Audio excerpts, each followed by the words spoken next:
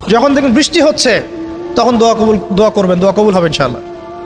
দোয়া করার আগে একবার বলবেন আলহামদুলিল্লাহ, কমপক্ষে একবার বলবেন আলহামদুলিল্লাহি রাব্বিল আলামিন, একবার কমপক্ষে।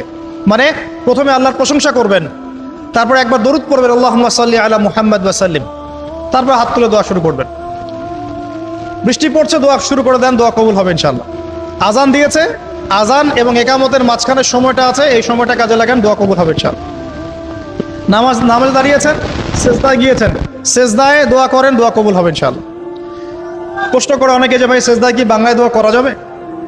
হ্যাঁ যাবে, যদি আপনার নামাজটা নফল নামাজ হয়। কোন নামাজ হয়? ফরজ নামাজে করবেন না, নফল নামাজে করতে পারেন ইনশাআল্লাহ। সেজদায় বান্দা আল্লাহর সবচেয়ে কাছাকাছি থাকে, এই সময়ে বেশি বেশি দোয়া করতে রাসূল সাল্লাল্লাহু আলাইহি ওয়াসাল্লাম তাগিদ দিয়েছেন। দোয়া করলে ডাইরেক্ট কবুল হবে ইনশাআল্লাহ।